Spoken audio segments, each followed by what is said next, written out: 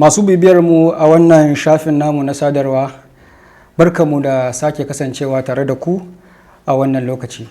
Kamar yadda muke kawo muku tattaunawa tare da fitattun mutane, a yau ma Allah ya azurta mu da ɗaya daga cikin jajirtattun matasa ɗan siyasa, wato ɗan takarar gwamna a jihar Kaduna a ƙarƙashin jam'iyyar PRP, wato Honorable Hayatuddin Lawal Makarfi. Ranka dai barka da zuwa. Alhamdulillah, assalamu Ya alaikum. gwagwarmayar siyasa. Alhamdulillah. Masha Allah. Honorable, ka kasance ɗaya daga cikin jerin 'yan takara a jihar Kaduna da ke sha'awar zama gwamna. Shin ko me ya jawo ra'ayinka? To jama'a assalamu alaikum warahmatullahi wabarakatuh. Kamar yadda aka faɗi, sunana Hayatuddin Lawal Makarfi, dan takarar gwamnan jihar Kaduna a ƙarƙashin wannan jam'iyya ta PRP mai alamar mabuɗi, kuma jam'iyya ce mai ɗimbin tarihi kuma mai albarka. Amma dai insha Allah a biyo mu cikin tattaunawan, insha Allah za mu ci gaba da bayani akan wannan jam'iyya ta mai albarka da tafiyar da muka ɗauko. Amma shi mafarin abin da ya ɗauko cikin wannan gwagwarmaya, za a gani matashi, shine mun gaji da damuwa da wannan matsala da muke da shi na matasa da rashin aiki da rashin tsaro, kuma muka lura cewa duka matsaloli ne da suka shafe mu matasa. Hasali idan muka ci gaba da bi a haka kan cewa sai dai mu ta korafi mu ta koke tsakaninmu, to gaskiya ba zai zama na za mu iya magance waɗannan matsaloli ba. Kuma zuwa wannan lokaci mun ga shekara da shekaru dattawanmu suna ta iya ƙoƙarin su wurin magance wannan matsalolin, to muna gani lokaci yayi da ya kamata su ma su dan ba da dama su je su huta, sai mu da muke 'ya'yansu da suka mana tarbiyya, sai mu ɗauki ragamar magance waɗannan matsalolin. Kuma ina ganin muna da rawan da za mu iya takawa gagarumi don magance waɗannan matsaloli. To akan haka ne muka ɗauko wannan tafiya na takara na gwamnan jihar Kaduna ƙarƙashin wannan jam'iyya mai albarka, jam'iyyar PRP, kuma tare da sauran matasa da suke takarar kujera na dattawa, na majalisar dattawa na ƙasa da kuma majalisar tarayya da kuma majalisa ta jiha. Muna da matasa da yawa da suka fito kuma suka nuna kishin ƙasa da kishin jihar su da kishin al'umma. Muke wannan tafiya kuma insha Allah muna neman nasara daga wurin Allah domin mu magance ma al'umma yanayi da suke ciki, a sauye matalaka wannan raɗaɗi da yake ciki. To mu koma a baya. Duba ga yanayin yadda siyasa ya faru a shekara ta 2015. Da kai aka faro wannan gwamnati da jam'iyyar APC. Gashi kuma yanzu mun tsince ka a jam'iyyar PRP. Koya abin yake? To tsakani da Allah, alhamdulillahi, wannan kishi da muka tashi da shi da tarbiyya na damuwa da al'umma, ga dukkan wanda yake musulmi ya san cewa manzon Allah sallallahu alaihi wasallam ya karantar da mu cewa man ra'a minkum munkaran falyughayyiru bi yadihi, fa in lam yastati fa bi lisanihi, fa in lam yastati fa bil qalbihi, wa hadha ad'aful iman. Kan cewa ma'ana dukkan wanda ya ga wani abin ki ko abin asha ko wani abu dai da ba a so na yanayi, to ya yaki wannan abin da hannunsa, wato ya canza wannan abin da hannunsa. Idan ba zai iya ba, to ya canza abin da harshensa ta hanyar magana. Idan ba zai iya ba, to ya ki abin a zuciya. To mun daɗe muna kin abin a zuciya, kuma mun gwada da harshe, mun ga kamar abin shi ma dai duk ba zai yi ba. Sannan ta haka ne muka ga to gwamma mu shiga mu canza da hannayen, kuma canzawa da hannu a yanayin da muka samu ƙasarmu a ciki shine dole sai matasa mun shiga wannan harka ta siyasa. Ga ɗalibai da suka san tarihin wannan ƙasa mai albarka, mun san rawan da matasa suka taka a wa'innan shekaru da suka yi a baya. Yakubu Gowon bai zama shugaban ƙasa ba face yana shekaru 27 ko 29. Su General Babangida da muke ta jin sunayensu, da su General Muhammadu Buhari shi shugaban ƙasa mai ci, ko kuma su TY Danjuma in ka ji ana kiransu, ko su General Abdulsalam da dukkan sauran, da su General Aliyu Gusau, duk sun taka rawa ne wurin ba ma da ƙasar nan gudunmawa. Ko su General Obasanjo suna shekaru ne na samarta suka assasa dukkan abin da muke da shi na alkhairi a wannan ƙasa. To kuma muna gani tsakani da Allah, mu ma matasa lokacinmu yayi da ya zama na za mu haɗa kawunanmu mu fito mu ga yadda za a yi a magance wannan matsala. Cikin wannan kishi ne shekara 2014 na shiga tafiyar Malam Nasir El-Rufai, na masa special assistant a cikin campaign har aka kafa gwamnati. kuma aka kafa gwamnatin muka shiga cikin wannan gwamnatin. Allah ya azurta ni har appointments 3 aka bani, cikin shekara 2 na yi masa special assistant due process na zo wato abin da ke alaka da ba da kwangila, na zo kuma na masa technical assistant akan wata ma'aikata da ake ce ma Kaduna Public Works Agency wanda take kula da gyaran titi da kwalbatoci da fitilu a fadin jihar Kaduna tsakanin Kaduna da Kafancan da Zaria. Daga bisani kuma ya zo ya kara wani appointment na cewa assistant general manager operations na wannan ma'aikata da ake ce ma Kaduna Public Works Agency. Kuma alhamdulillah mun taka rawa kuma Allah ya sanya albarka cikin ayyukan da aka yi, amma daga baya kuma aka samu jarabawa aka dakatar da ni daga aiki a cikin wannan gwamnatin. To amma abin da muke faɗi shine don ka kasance a baya ka ba da gudunmawa wannan ba shi zai sa ya zama da kuma ka daina ƙoƙarin ba da gudunmawar da za ka bada ba. Akan haka ne muka duba aƙidun da ke cikin wannan jam'iyya ta PRP kuma muka ga ya fi dacewa da irin aƙidunmu. Aƙidanmu shine ya zama na ya za a yi a 'yanta talaka daga cikin halin da yake ciki, ya za a yi talaka ya samu rayuwa mai inganci, ya za a yi talaka ya zama na zai kwanta yana da yaƙinin cewa da ilimin 'ya'yansa da kiwon lafiyarsu da sana'a da za su samu da dukkan wani abu na romo na gwamnati da demokradiyya ya zama talaka yana da yaƙinin samu. Ya za a yi matashi ya zama na ya wahala ya gama secondary ya zo ya yi jami'a kuma a kasance kuma bai da aikin yi. To ta ya za mu magance waɗannan matsaloli? Ta ya za a yi zama na kana uba amma hankalinka kullum a tashe yake da an zo farkan tam ya za a ka biya kuɗin makaranta? Ya zama na kuma kana magidanci kullum kana tunanin ta yaya zan biya kuɗin hayan gidana? Kuma a yanayin da muka samu ƙasarmu yanzu na kan cewa hanyar shigan ya ƙara tushewa, sannan kuma shi kudin kasan gaba daya bai iya amfanar da mai shi. Misali abinda da za ka iya siya da 100,000 yanzu sai ka buƙaci 300,000 400 kafin ka iya magance wannan matsala. To dukkan wa'annan dai matsalolin da muka samu kanmu muke ganin da mun ba da gudunmawa a baya ba shi zai sa kuma yanzu mu karaya ba, kuma shi muke kira ga al'umma cewa don an ba da gudunmawa a baya na kafa gwamnatin da mai ci na janar Muhammadu Buhari ko kuma na Malam Nasiru El-Rufai a Kaduna, maslahar al'umma shine kada mu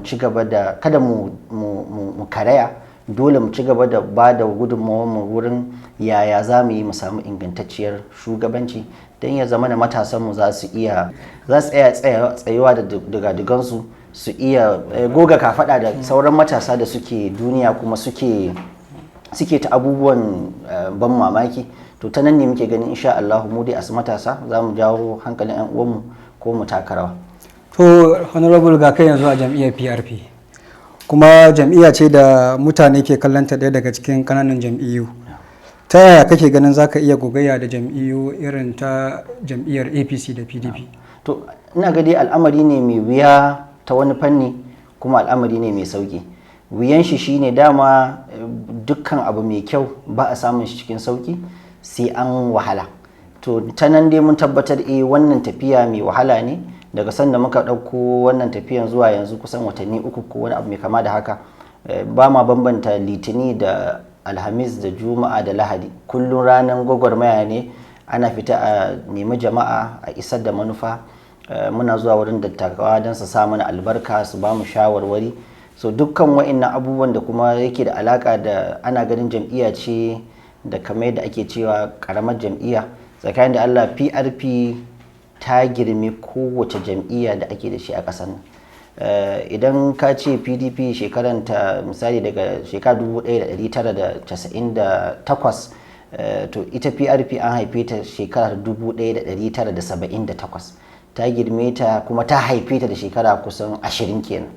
To in dai aka yi dubi kan wa'innan abubuwan, jam'iyya ce wanda ta taba kafa gwamnati tun ana zaune lafiya a ƙasar nan, kuma ta bar misalai da har yanzu duka sauran gwamnatoci in ka hada daga gwamnatin da aka ci daga 1999 ko shekara 1999 zuwa yanzu ma da muke shekara 2022 na gwamnati mai ci, in aka hada su jimillansu ba su yi aikin da aka samu a gwamnatin PRP a wancan lokacin, sanda Kaduna da Kano suke jiha daya, Kaduna da Katsina kai suke jiha daya, sannan Kano da Jigawa suke jiha daya.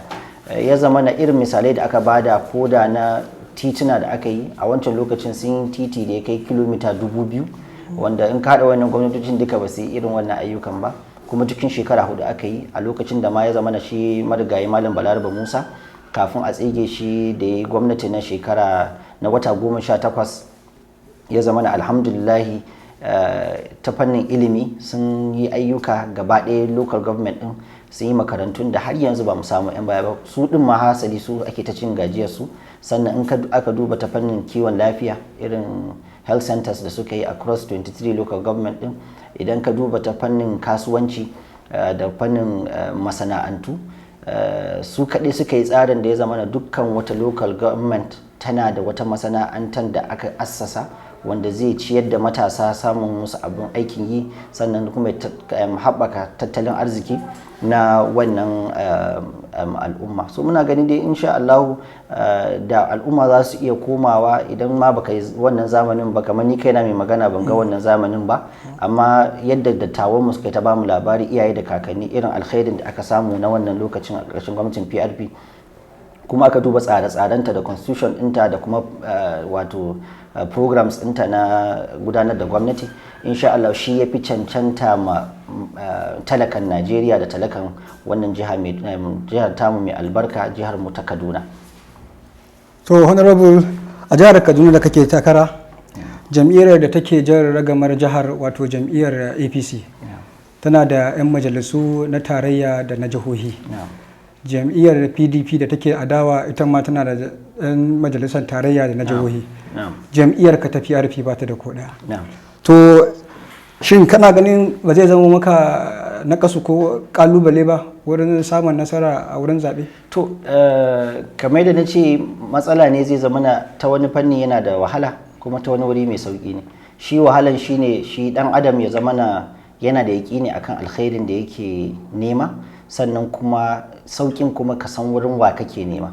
Shi al'amarin mulki muna nema ne wurin mai ba da ita, kuma mai ba da mulki shine Allah, kuma Allah ya ba da mulki a shekara 2015, sanda a wannan lokacin jam'iyyar APC ita kanta take mulki yau ba ta da wa'innan gwamnatocin, ba ta da gwamnonin jiha balle na assembly, duka ba ta da su na tarayya ko da na jiha, amma kuma sai zamana Allah ya azurta dama kuma har aka kafa gwamnatin tarayya a wannan lokacin. To shi Allah nan dai da ake nema daga wurinsa kuma yake bayarwa, to a wurinsa muke nema, kuma za mu ci gaba da nema daga wurinsa, kuma mai roƙi al'umma suka taka rawa a shekara 2015, suka dinga ba da gudunmawa, suna sayan recharge card, suna ba da kudadensu, suna ba da lokacinsu, wasu ma sun ba da rayukansu.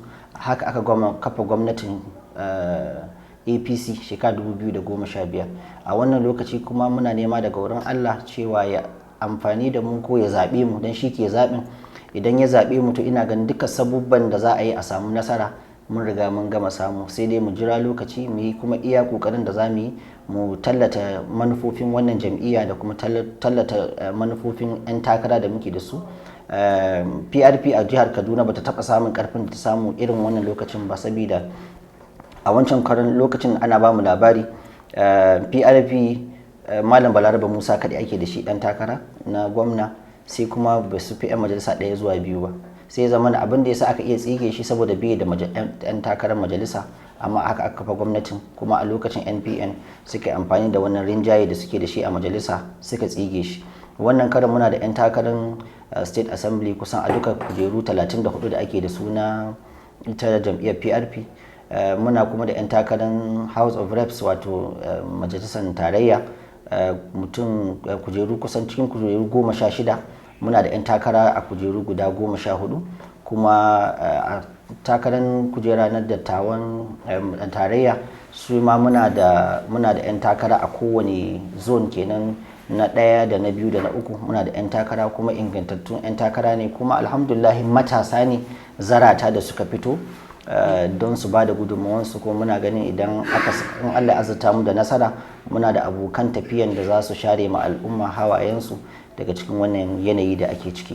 To mu dawo gefen abokan takararka. Dan takarar gwamna a jam'iyyar APC sanata ne a yanzu, wanda yake neman kujerar gwamna a jam'iyyar PDP ya yi kujerar majalisar jiha, ya yi kuma na tarayya. na'am Shi Honorable Hayatuddin Lawal Makarfi Yeah. me zai nuna wa mutanen jihar Kaduna? to ban fahimci tambayanka ba, shin kana magana akan inda suke ne yanzu cewa ba za a iya bugawa da su ba, ko kuma kana maganan menene ni nake da shi da har zan iya taka? To su sun kasance 'yan majalisa, daya daga ci ya yi aiki a ce a lokacin da yake wannan kujera, wani kuma yana kan madafin iko har yanzu akwai ayyuka na al'ummarsa da yake yi. Shin akwai wani abu da kai ma kake yi ma al'umma wanda mutane ko a Allah a ce ba su sani ba, za ka iya faɗi musu a yanzu? To kamar yadda na faɗi a baya, na yi aiki a ƙarƙashin gwamnatin Malam Nasir El-Rufai, kuma ga daidai gwargwado ga dukkan wanda yake jihar Kaduna a wannan lokaci na shekara 2016 zuwa 2017 an ga irin misalai da muka bari. Mun yi ayyuka na gyaran tituna a jihar Kaduna, wanda lokacin hasari mutane sukan ce wai ana amfani da aljanu, kuma ba da aljanu bane, mutane ne muka yi tsari a wannan lokacin. Muka ga cewa idan za ka yi gyaran titi da rana to za ka takura ma 'yan kasuwa da kuma dan hada-hada da mutane suke don su samu kansu abin alkhairi. To sai muka zo muka dinga yin ayyuka da dare. Idan muka tashi sai mu yi tsarin da zai zama mun fara aiki karfe 10 na dare, bayan 'yan kasuwa ko 'yan wannan yanki sun tashi sun shiga gidajensu sun kwanta, zuwa karfe 3-4 zuwa 5 da asuba za su fito su ga an yi sabon titi. Mun gwada wannan a Yakubu Gawon, mun gwada a kasuwan Bacci, mun gwada irin wannan aikin a Zango, mun gwada irin wannan aikin a ina ga Kinshasa wurin hanyar INEC. Mun yi wannan misalai kuma muka ga to ai ashe al'amari ne mai yiwuwa kuma da za a iya faɗaɗawa. Kuma ya cikin kudurorinmu da in Allah ya azurta mu da gwamnati cewa mafi aksarin irin wa'annan ayyukan za ka je wasu ƙasashe ka gani. Misali kwanan nan mun samu report da cewa a ƙasar India sun yi titi da ya kai kilomita 75, misali kenan tsakanin Kaduna da Zaria, amma an yi titin nan an kammala shi cikin kwana 5. Akwai sabon hanyoyi da ake bi wurin yin irin wa'annan ayyukan da zai zama ba zai takura ma al'umma ba, kuma za a samu abin da ake nema na fa'ida. To kaɗan cikin abin da muka yi kenan, kuma mun ba da kwangiloli lokacin na kwata, kuma ya amfanar da mutane. Kuma muna ganin idan muka ƙara samun dama a ce balle kujeran gwamna, a wancan lokacin na rike agency ne as assistant general manager na wannan ma'aikatan, muka yi wannan ayyukan, kuma ya haɓaka arzikin jihar Kaduna ta yadda in muka ana neman lebura ba a samu a Kaduna wai sai har sun shigo daga Zamfara, daga Kano, daga Jos. Haka ake kawo ma'aikata don su kama wannan aiki da aka bada na drainage. To muna ganin in muka fada irin wannan, kuma a tsarin da muke da shi insha Allahu na kan cewa zai zama an assasa abubuwa na ƙananan masana'antu da manya a faɗin jihar Kaduna, a kowane local government na jihar mu. To zai zama wanda yake wa'innan yankunan ba sai ya taso ya shigo Kaduna ba, wanda yake Jaba, Sanga, Giwa ba sai ya zo cikin Kaduna cirani ba. A wannan inda yake yankin da yake zai samu abin yi, kuma za a samu alkhairin da za a iya kula da kai. Banda nan kuma na aiki a Nigerian Financial Intelligence Unit, wata ma'aikata ce da za ta ke ƙarƙashin EFCC, kuma nan ne Allah ya azurta ne kuma ya ƙara buɗe min idanuwa na akan cewa babu yadda za a yi a magance matsalar cin hanci da rashawa in ba a shiga an samu ingantaccen shugabanci ba, wanda zai zama na za a ba ma mai haƙƙi haƙƙinsa. Misali ne shine a shekarun baya albashin wanda yake ma'aikacin gwamnati da ya kai wani mataki kusa na darakta yana karban albashi, misali shekara ta 1990 albashin mutum yakan kai misali 1,200, wanda a wannan lokacin idan zaka saya sabuwar mota SR kana sayan zaka same ta 4,500, in ta yi tsada 5,000.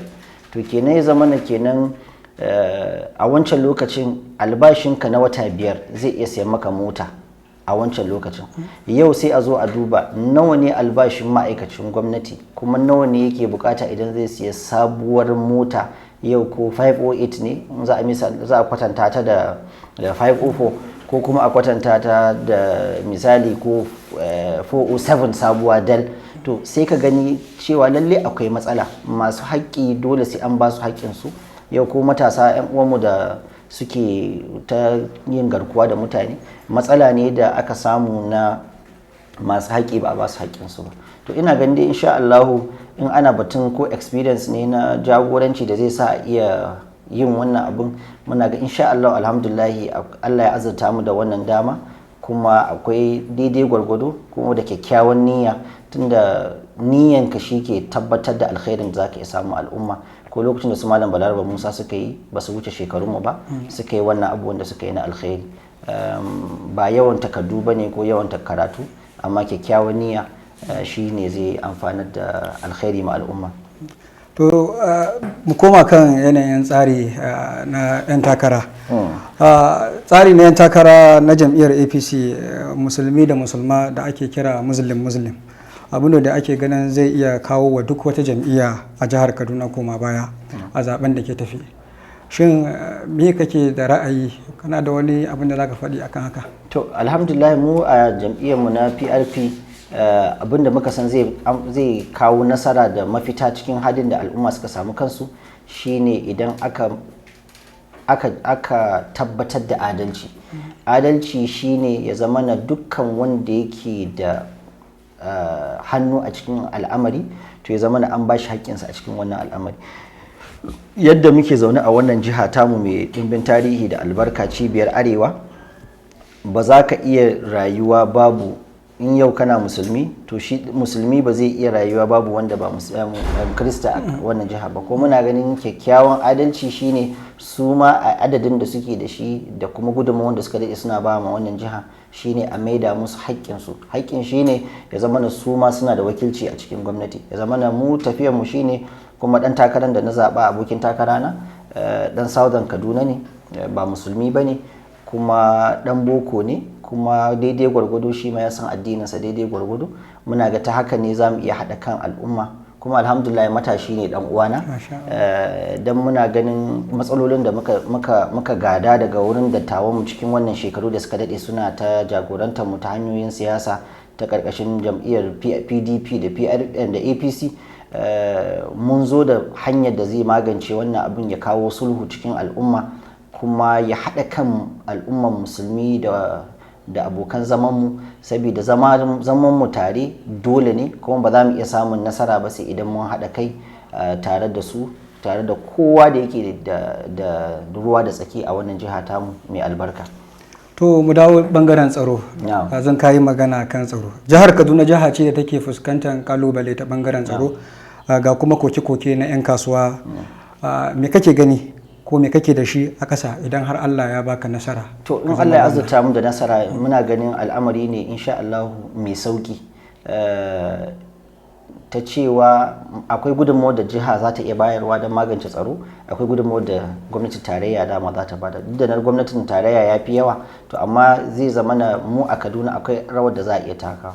Karamin misali cikin yadda za ka iya magance wannan matsalan shine, idan aka fahimci irin matsalar da muke da shi na tsaro a jihar Kaduna, ba matsala ba ne kawai na wasu mutane da kawai dama haka can rayuwarsu take, ba su son a zauna lafiya. A'a, da mutanen kirki suke zaune da al'umma lafiya lau, amma sai zama na tura ya kai bango, an kuntata musu, an cutar da su, an ba su ma jin cewa gwamnati tana da ta tabbatar da cewa su ma suna da haƙƙi a cikin wannan gwamnatin. Ta haka ne har suka kai ga irin wannan. Za mu iya tuna shekara 2015 lokacin da ake ta ɗaukan musu shanu su Fulani, babu wani rawa da gwamnatin tarayya ko gwamnatin jiha ta taka sosai da wurin magance musu wannan matsala. To daga nan ne har ya kai ga ma suka ɗauki mataki na ɗaukan bindigogi. To a yadda muke samun rahotanni, su ma kansu sun gaji da wannan rayuwa da suke yi, amma ba su da garantin cewa idan suka dawo aka yi sulhu da su, shin gwamnati za ta cika alkawarin da aka yi tare da ita. Misali shekara ta 2007 zuwa 2009 lokacin marigayi Malam Umaru Musa Yar'adua, akwai hanyar da ya bi da ya magance matsalar da ake da shi na Niger Delta militants wanda suka addabi gwamnatin Obasanjo a wannan lokacin. Hanyar da ya bi hanya ce ta sasanci, ta sulhu, kuma aka yi wannan sulhun, kuma gwamnati ta har lokacin aka asasa wata ma'aikata da ake cewa Niger Delta Development Commission, wanda take kula da dukkan wani abin da ke alaka da haƙoƙin wa'annan mutane. Aka saka su a cikin albashi, aka karɓi bindigoginsu. To tun daga wani lokaci ina ga yanzu ba a magana ma abin da ke da alaka da wannan militancy din. To shi ma wannan matsalan muna ganin yan uwanmu ne Fulani suke da wannan matsalan. Ba ka iya bambanta Bahaushe da Bafulatani, tare muke, dangantakan da yan uwantakan ya zama na har wani wuri zaka je zaka samu Bafulatani ne Krista, zaka samu Bafulatani ne da ma shi na bai da ma addini. To amma Bafulatani ne kuma dan uwanmu ne, kuma wa'annan matasa da suke wannan abubuwa muna gani idan gwamnati ta bi hanyar sulhu kuma ta ba su haƙoƙinsu ta wurin maida musu, to zai zama na insha Allah za a ƙara samun zaman lafiya a cikin wannan jiha ta mai albarka.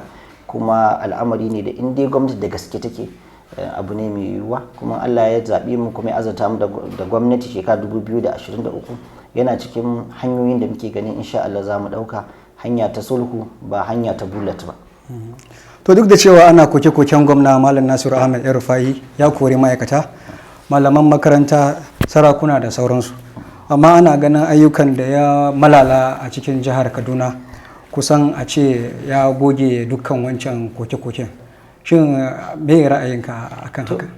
Alhamdulillah, shi kaman ga yadda ake auna gwamnati da kuma romo na demokradiyya, kuma da alkhairi da fa'ida da ake samu idan akwai shugabanci mai inganci, shine kakan iya auna alkhairinta ne ta alkhairin da aka samu a cikin al'umma.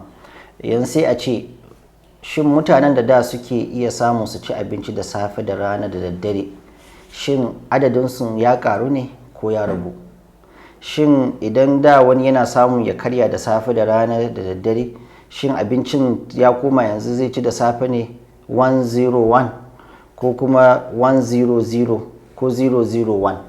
Shi ake auna ci gaba da nasara ga al'umma. Alhamdulillah, mu tunaninmu shine sun riga shi wannan gwamnati mai ci sun yi abin da za su iya yi da suke tunanin shine zai kawo ma al'umma fa'ida, amma kurakuran da ke ciki suna da yawa. Misali, idan ita gwamnati tana amfanin gwamnati ta samu mutane abin yi, ba ta kwace musu abin da suka samu suke yi ba.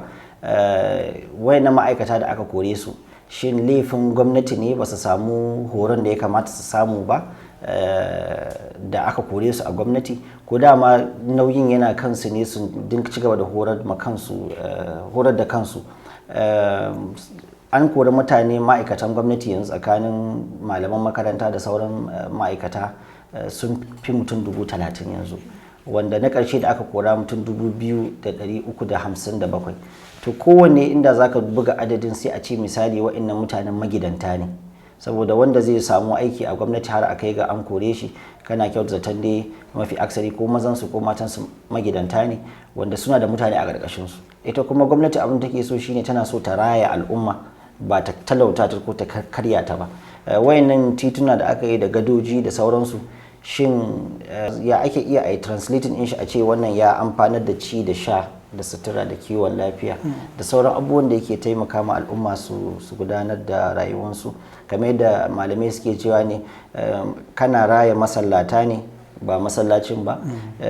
In ka raya masallata to su sai su raya masallaci, idan kuma ka raya masallacin to haka wurin masallacin zai zama kango. To duk dai abin da ya faru kenan, kuma mu muna da sabanin tunani akan yadda za mu gudanar.